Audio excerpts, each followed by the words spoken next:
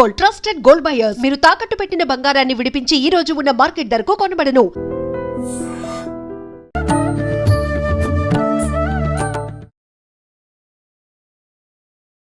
నమస్కారం, welcome to iDream. ధర్మ మార్గం విత్ విజిత కార్యక్రమానికి స్వాగతం.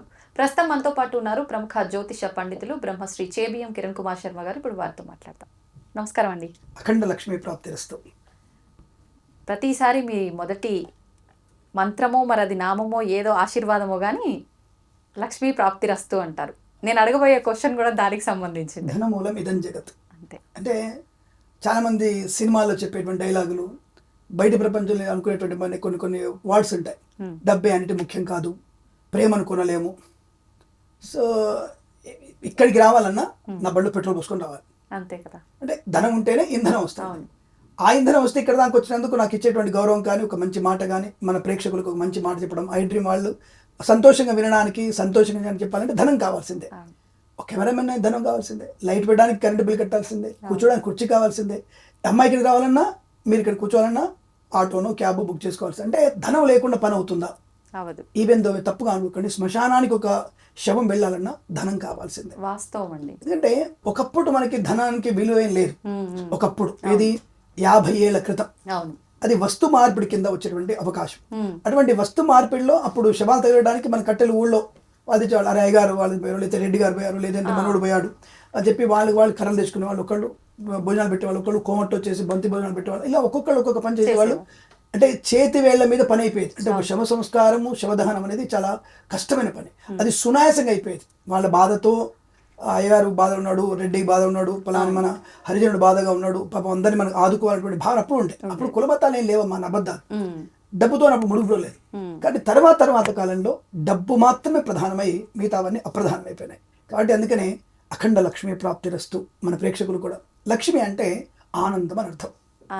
ఆనందము, సుఖము అని అర్థం. కానీ మేమందరం అనుకునేది డబ్బు మాత్రమే. Only rupees. ఐశ్వర్యం అంటే కూడా అదృష్టం అని అర్థం. అదృష్టం అంటే భగవంతుని యొక్క కృపాకటాక్షం.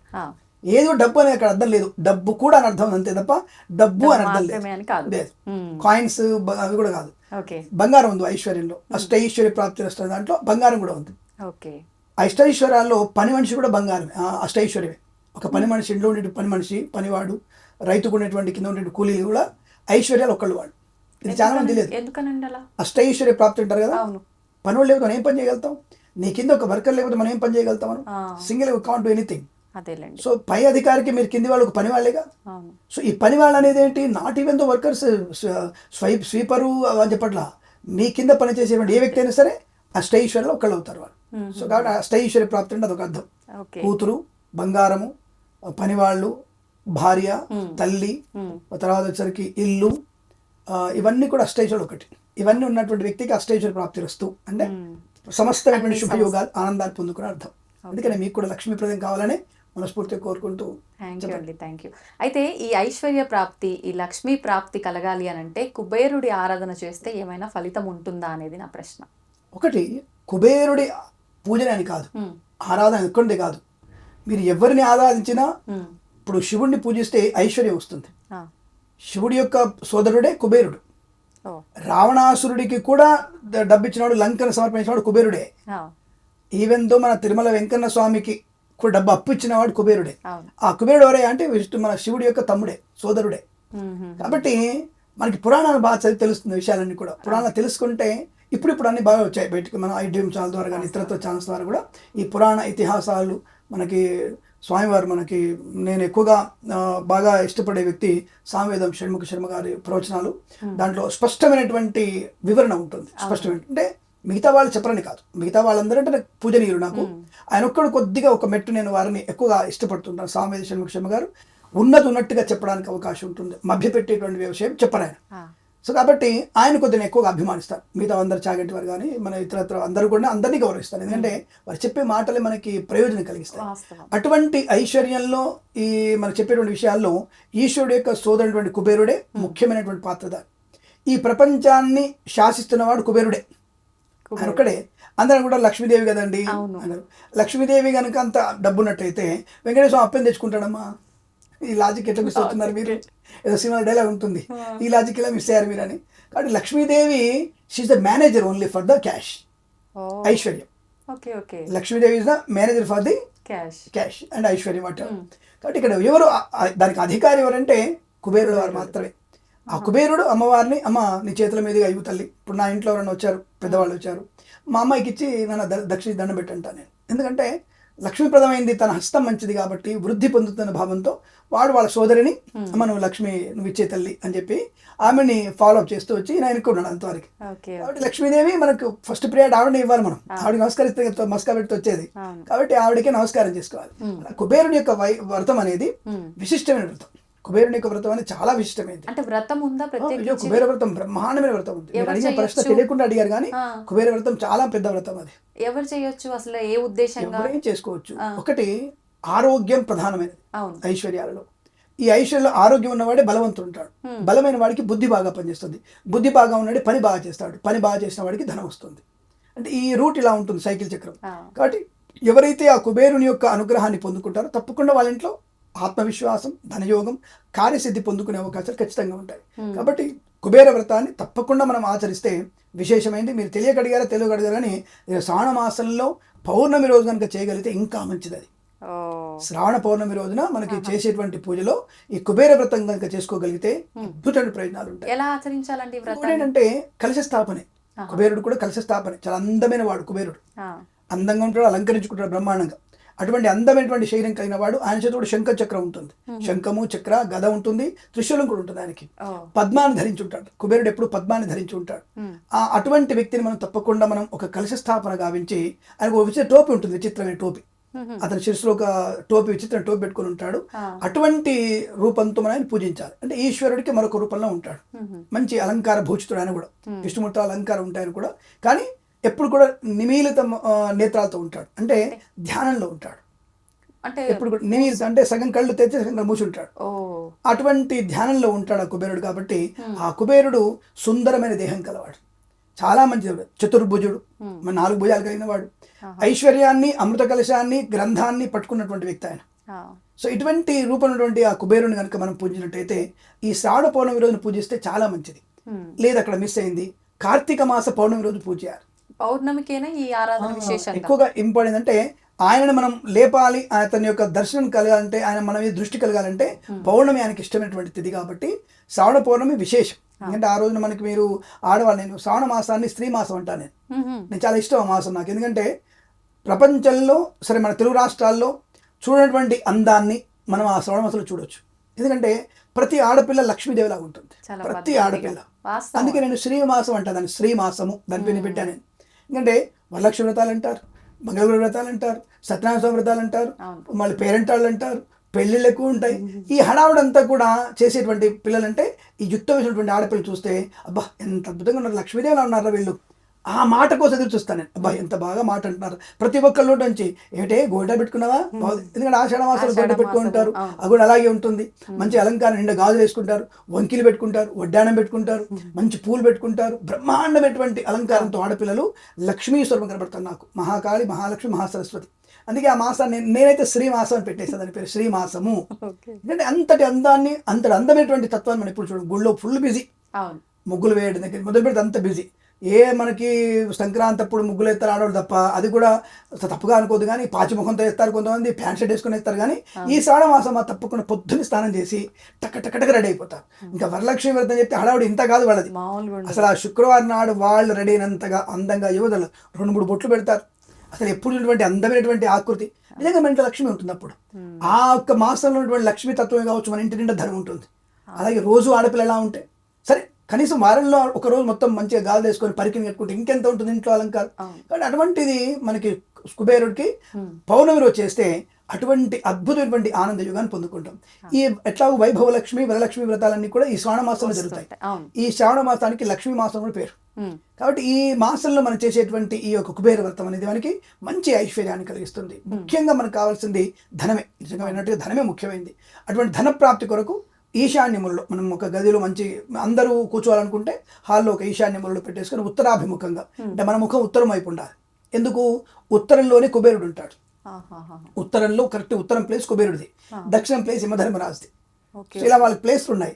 ఆయన ఉత్తరంలో కలిసి పెట్టడం మన ఫేస్ ఆటోమేటిక్గా ఉత్తరం వైపే ఉత్తరం ఉంటుంది. వైపే ఉంటుంది. మన ముఖం ఉత్తరం వైపు ఉన్నటువంటి స్వామిని మనం కొలిచినట్టయితే ఆ కుబేరుణ్ణి రాజాధిరాజాయ ప్రసహ్య సాహినే నమో వయం వై శ్రవణాయ కుర్మహే సమే కామాన్ కామకామాయ మహ్యం కామేశ్వరో వై శ్రవణో దాతు కుబేరాజ వై శ్రవణాయ మహారాజాయ నమః.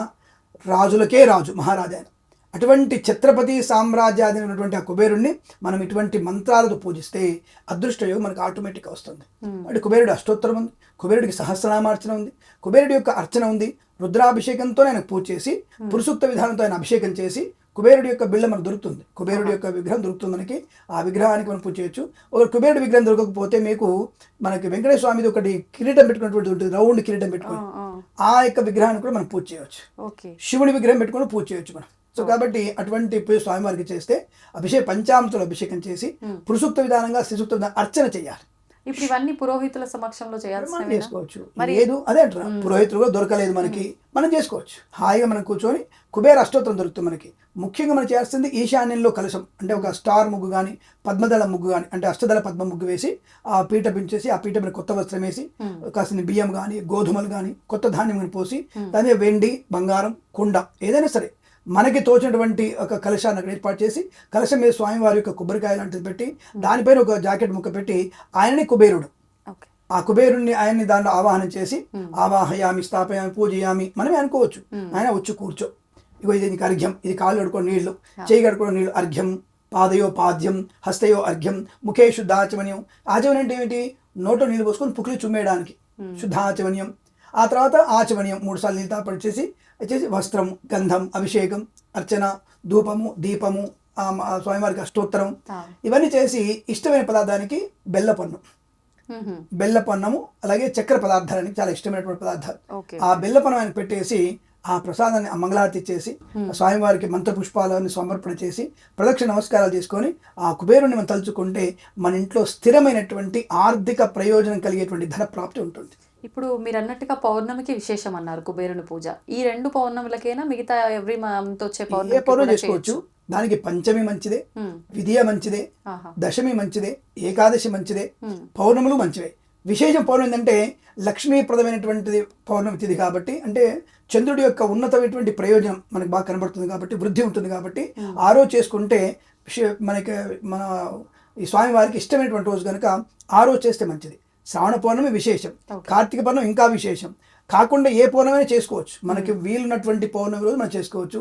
లేదా విధియ పంచమి సప్తమి దశమి ఏకాదశి కూడా చేసుకోవచ్చు. విశేషమైనది బుధవారం చేసే శ్రేష్టం, బుధవారం ఇంకా శ్రేష్టమైనది. ఆయనకి బుధవారం ప్రీతి అయినటువంటి రోజు, ఆయన యొక్క అవతరణ బుధవారం జరిగింది కాబట్టి ఆయనకి బుధవారం రోజు చేస్తే ఇంకా మంచిది అనమాట. ఇప్పుడు ఈ కుబేరునికి ధనానికి ఐశ్వర్యానికి సంబంధం ఏంటండి? ధనానికి అధిపతి ఆయనే. అసలు ఎందుకంటే దాని వెనకాల రీజన్ ఏదైనా ఉంటుంది. శివుడు ఆయనకి అనుగ్రహాన్ని ఇచ్చాడు, ఐశ్వర్యం అంతా శివుడి దగ్గర ఉంటుంది. అంటే శివుడి దగ్గర ఏముంటుందండి, విభూది కదా, బూడిద. అంటే నువ్వు తదనంతరం బూడిద బతుకున్న ద్వారా నీకు కావాలి కదా. అందుకే సమస్త కామ సిద్ధి పొందడానికి మనకి శివుడే కారకుడు, అన్నిటి ఆయన కారకుడు. ఈయన పాలిస్తాడని చెప్తారు అందరూ కూడా. పాలించేవాడు విష్ణుమూర్తి అని చెప్తారు. ఆయన చెప్తారంటే బ్రహ్మ సృష్టి చేసి ఆయన పాలిస్తుంటాడు. ఆయన పాలించడంలో ఇచ్చే ధనవంత ఎవరు, ఈదరు తీసుకొని వాడిని పాలించడానికి ఇవ్వాలి. మన అన్ని కామనా తీర్చాలి. ఆ కామనా సిద్ధి కూడా ఇచ్చేవాడు మన కుబేరుడు మాత్రమే. సమస్త కామ సిద్ధి అంటే కోరికలన్నీ కూడా, అంటే ధర్మమైనటువంటి కోరికలన్నీ కూడా, పుత్రుడు పుత్రిక ధనము ఐశ్వర్యము ఆనందము రోగము లేని శరీరము ఇవన్నీ ఇచ్చేవాడు కుబేరుడే. కుబేరుడు ఎలా ఇస్తున్నాడు, ఈశ్వరుని యొక్క అనుగ్రహంతో ఆయన అంశ ద్వారా వచ్చినటువంటి కుబేరుడు మనకి ఇవన్నీ ఇస్తున్నాడు. అందుకని ఈశ్వరుడు వేడుకుంటే సరిపోద్దిగా, ఉన్నంత వరకు ఆయన ఈశ్వరాధన చేసి ఈశ్వరుడు యొక్క వరప్రదానం వల్ల కుబేరుడు ధనానికి అధిపతి అయి ఇవన్నీ సమస్త భూమండలానికి కానీ దేవదానవులకు కానీ ఆయన ధనాన్ని అప్పుగా ఇస్తుంటాడు. అందరి దగ్గర ధనం ఉండడానికి కారకుడు ఆయన. ఆయనకున్నటువంటి ముఖ్యమైనటువంటి అధినేత శ్రీ మహాలక్ష్మీదేవి. ఆమె ద్వారా మనకి వితరణ చేస్తుంటాడు. డబ్బు ఎవరెవరికి ఎంత ఇవ్వాలి, ఎంత పని చేశారు ఎంత ఇవ్వాలి, ఎంత పుణ్యం సంపాదించారు ఎంతవరకు ఇవ్వాలి అనేది ఈశ్వరుడు యొక్క అనుగ్రహం చేత ఆయన నియమించబడ్డాడు.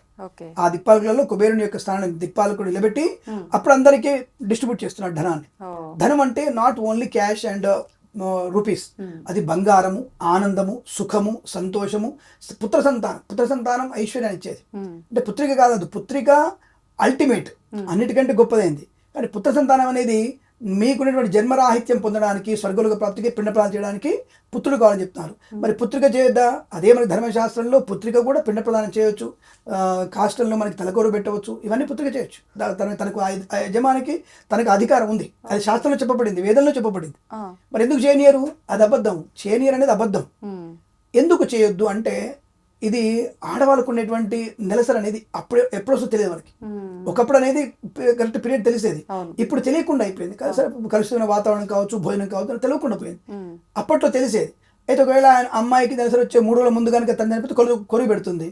మరి దశకర్మ ఎవరు చేయాలి? దశన కర్మ, నిత్యకర్మ ఎవరు చేయాలి? నరేశ్వర దోషం ఏర్పడుతుంది కాబట్టి మళ్ళీ ఇబ్బంది కనుక పుత్రుని అక్కడ ఏమైనా సరే పుత్రుని చేయమని చెప్పారు. అంత ఆడపిల్ల చేయొద్దని చెప్పలేదు. 5 రోజుల తర్వాత మళ్ళీ తన కర్మ పూర్తి చేయొచ్చు, కర్మ భ్రష్టు లేకుండా తను పూర్తి చేయొచ్చు. అలాంటి యోగ్యత అమ్మాయికి ఉంది.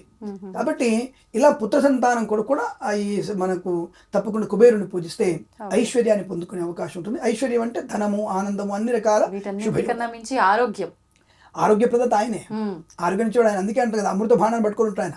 కాబట్టి ఆరోగ్యం, అమృత భాండం అంటే నాటివెందు అమృతం ఒకటే కాదు, అమృతం అంటే అన్నం అని కూడా అర్థం. అంతే, అన్నం ఇచ్చేవాడు ఆయన. కాబట్టి సమయానికి అవసరానికి వచ్చిన ప్రతిదీ అది అమృతంతో సమానమే. మనకి బాగా ఆకలి ఎడారిలో వెళ్తున్నప్పుడు, రాజస్థాన్ ఎడారిలో చిక్కిపోయి వెళ్ళిపోతున్నప్పుడు కాసిన మురుగునీళ్ళు దొరికినా సరే, లేదంటే ఏదంటారు దాన్ని ఏమంటారు, మనకి సంకటి దొరికినా లేకపోతే చెట్టలో నీళ్ళు దొరికినా తాగేస్తాం మనం, అది అమృతంతో సమానం. కాబట్టి అప్పుడు ప్రాణాధారం అది.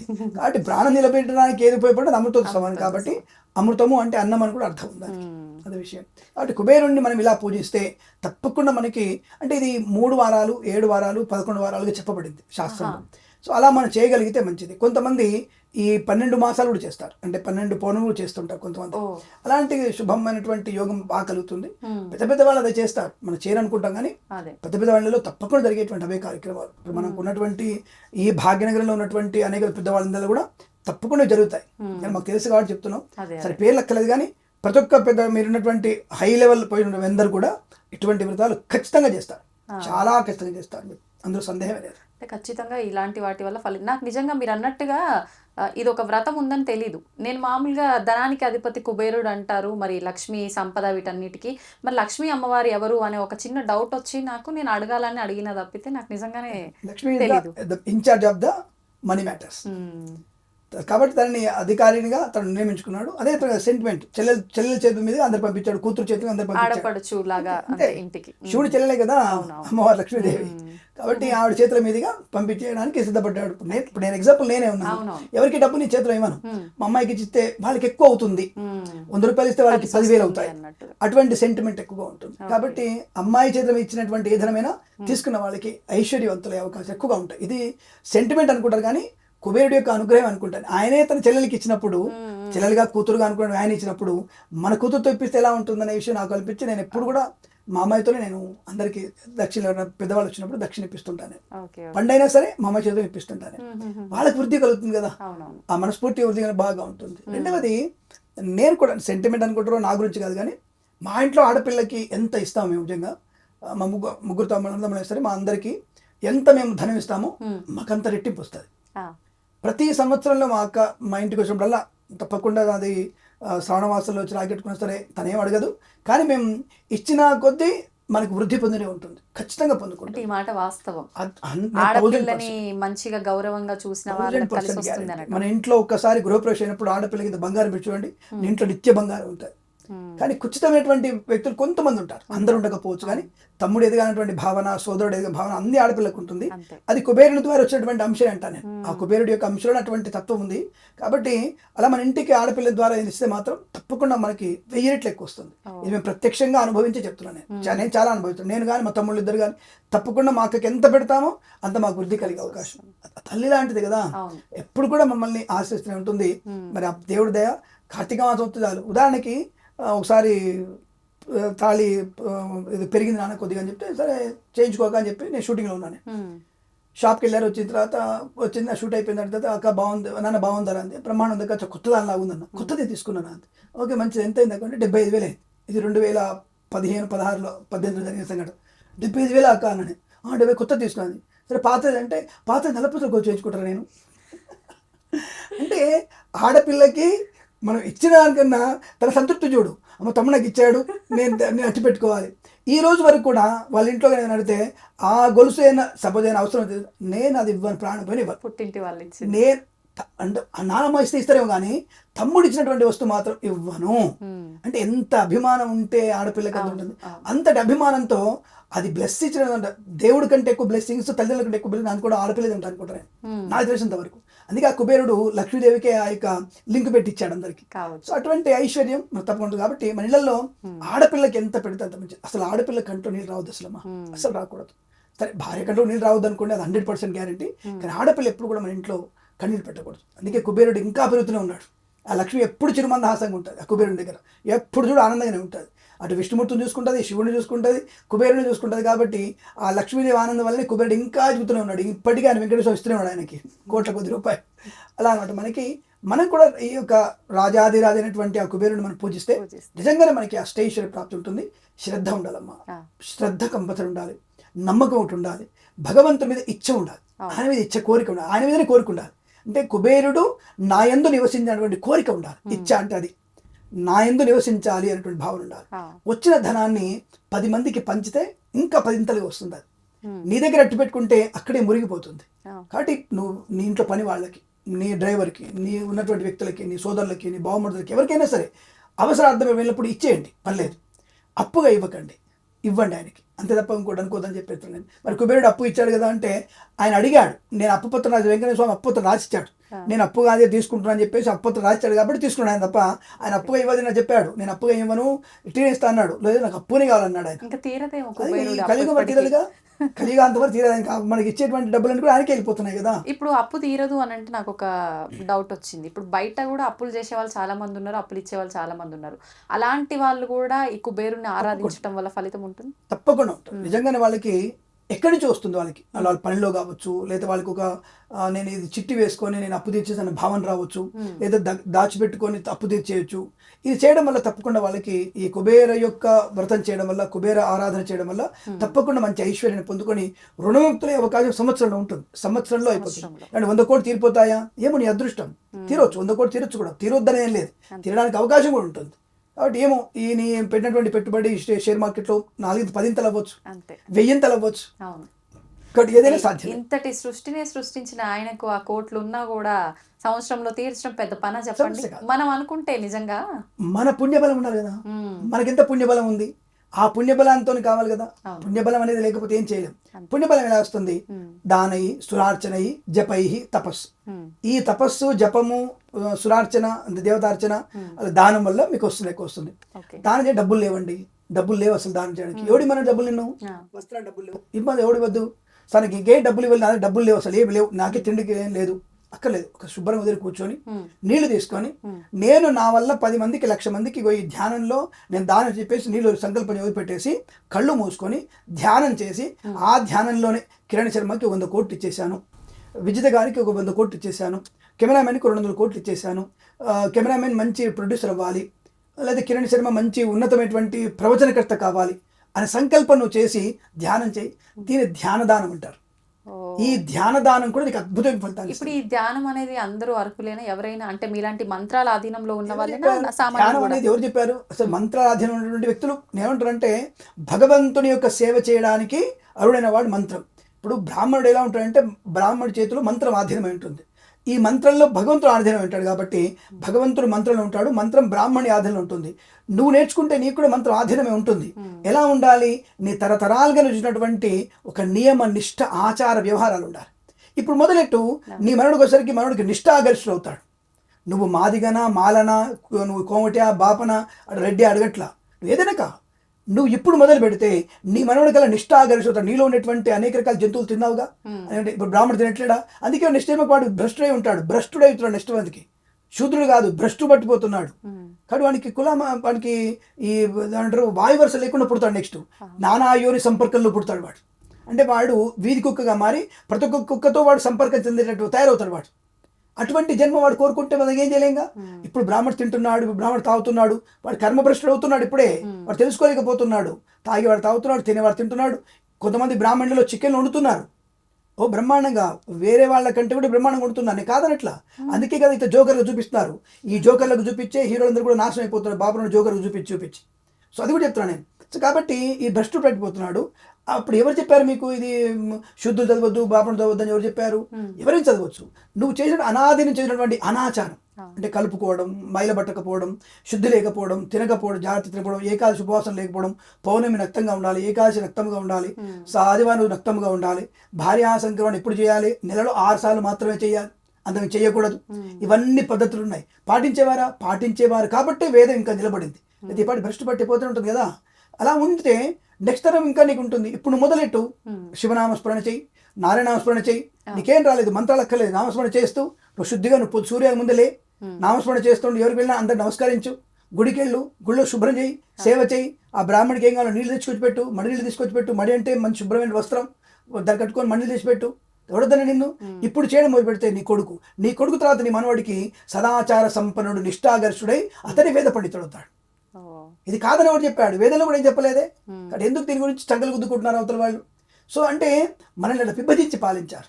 సో కాబట్టి అందుకనే ఇటువంటి ఐశ్వర్యంలో సదాచారం కూడా ఉంది. కాబట్టి కుబేరుడు పూజ చేస్తే మీరు చెప్పినట్టుగా సదాచారం కూడా వస్తుంది. అందుకే సమస్త కామనా సిద్ధి పొందడానికి రాజాధిరాజైనటువంటి ఆ యొక్క మహారాజును కనుక మనం పూజించగలిగితే, ఆ యొక్క కుబేరుని పూజిస్తే ఇటువంటి సదాచారం కూడా వస్తుంది. అది కూడా లక్ష్మీప్రదమే. ఎప్పుడైతే నిష్ఠాగరిష్ఠుడు అవుతాడో వాడి బుద్ధి వికాసం ఉంటుంది, అంటే ఇతరులకు ఉపయోగపడే మనస్తత్వం పెరుగుతుంది, దానివల్ల మనకి ఐశ్వర్యం పెరుగుతుంది. ఐశ్వర్యానికి కారకుడు కుబేరుడే. కాబట్టి అందరూ కుబేర వ్రతం చేయొచ్చు. ఇక్కడ ఎవ్వరి కులం అనేది లేదు, మతం అనేది లేదు. నువ్వు ముస్లిమా చెయ్యి, నీ నమ్మకం ఉందా, నువ్వు ముస్లిం చెయ్యి, క్రిస్టియనా చెయ్యి, సిక్కు చెయ్యి, జైనుడు చెయ్యి, నువ్వు ఎవరైనా చెయ్యి, పారసీకులు ఎవరైనా చేయండి. చేసి దాన్ని అనుభవించిన సంవత్సరం తర్వాత అయిందా లేదా అప్పుడు చెప్పండి. మీరు చేయకముందు వేరే మాటలు మాట్లాడదట. That's all. అద్భుతం అండి. నిజంగా నేను అడిగినప్పుడు ఏ ఉద్దేశంతో అడిగాను కానీ మంచి వివరణ అయితే వచ్చింది ఫైనల్గా. అందరికీ లక్ష్యం అంటే మీరు అడిగిన మాట వల్ల ఇది విన్నటువంటి కనీసం 10 మంది సరే స్టార్ట్ చేస్తారు. రేపు వచ్చే శ్రావణ పౌర్ణమి స్టార్ట్ చేస్తారు. అదృష్టం కొద్ది దగ్గరలో ఉంది. ఆ శ్రావణ పౌర్ణమి మీరు చేయండి, తప్పకుండా మీకు ఐశ్వర్యం ఉంటుంది, ఇందులో సందేహం లేదు. అందుకే కదా వినమ్రత ఉండాలి. భగవంతుడి మీద ఒక పూర్తి స్థాయి నమ్మకంతో చేయండి, తప్పకుండా మీకు 10 లక్షల అప్పు ఉందా నెక్స్ట్ ఇయర్ తీరిపోతుంది, 1 కోటి రూపాయల అప్పు తీరిపోతుంది, 100 కోట్ల అప్పు ఉందా మీరు ఆ 100 కోట్లు సంపాదించే అర్హత మీకుందా, ఆయన కుబేరుడే ఇస్తాడు, ఈశ్వరాజ్ఞతో మీకు వస్తుంది, తప్పకుండా మీ అప్పు తీరిపోయే అవకాశం ఉంటుంది. అందులో నిజం ఖచ్చితంగా నిజం ఉంటుంది అంటే కించిత అనుమానం కూడా అక్కర్లేదు. అదే ధన్యవాదాలు. సర్వే జనా సుఖినో భవంతు, అఖండ ఐశ్వర్యమస్తు. నమస్కారం. తవ్వుతూనే శివలింగం సరే దాన్ని అట్లా కప్పేసేయండి, చూపించదండి. Krishna is there. మూర్తి పూజ కాదు, సాక్షాత్ బ్రజేంద్ర నందన భగవాన్ ఉన్నారు మూర్తిలో. ఏమీ ఆశించకుండా ఆరాధించే వాళ్ళు కూడా ఉన్నారా ప్రభుజీ? నిజమైన భక్తి అంటే మనకు తెలియదు కాబట్టి